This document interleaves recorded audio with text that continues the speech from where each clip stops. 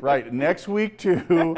And you know, last year we broke some records around this time, so that was a hot one. This June is really getting to be quite hot. Do I need to tell you that if you've been out and about? So StratCam, you can see blue sky. Once again, clouds not an issue with us. It's all about the heat. So let me show you where we'll go. We're going to have a forecast of 110 degrees for tomorrow. That's our forecast high.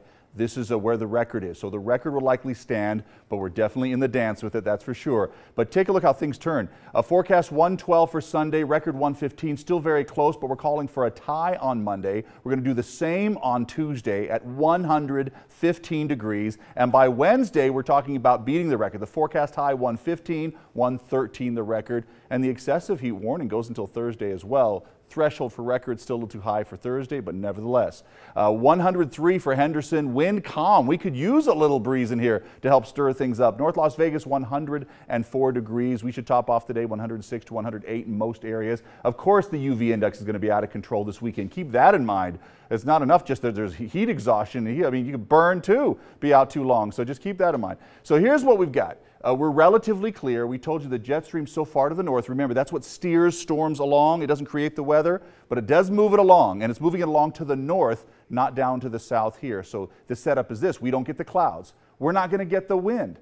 We're not going to get the rain, and we could use a cooling shower. We're getting the heat, pure and simple, for the next many days with high pressure locked in. You can see by Monday it's still very hot. Tuesday, Wednesday, Thursday as well, really to the end of next week, as that jet stream just can't get low enough to push anything our way to even weaken this area of high pressure. Might take till next weekend to do that. Yeah, that's an extended period of heat. That's what we have for you. Here's your 7-day planner, just to give you an idea of what's brewing for the next many days. Once again, 110. A lot of sunshine coming up. Father's Day, we've actually bumped up the temperatures. I told you we're going to bump up the temperatures a little bit. Each day it seems like we're adding a little more salt to the soup, right? And there's a lot of chefs doing that this time around. So 112 degrees for Father's Day. So another intense one for Father's Day. Do everything to stay cool this weekend. But it's not just the weekend.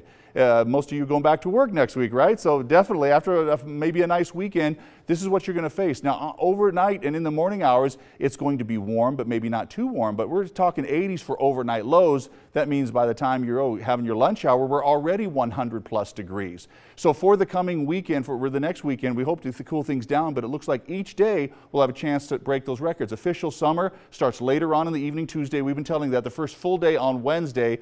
And look at Thursday and even Friday. That's not much of a cool down across the board. I told you overnight lows would hit near 90, and that's exactly what happened. You got the 13 first alert forecast giving you the first alerts on when those heat exchanges continue to go. So the excessive heat warning continues through Thursday, not likely through Friday, but that's not a decent day either. We're talking at least close to 110 plus in most areas across the Southwest, with overnight lows fairly warm as well. All right, back to you, Carla. Great, thanks, Brian.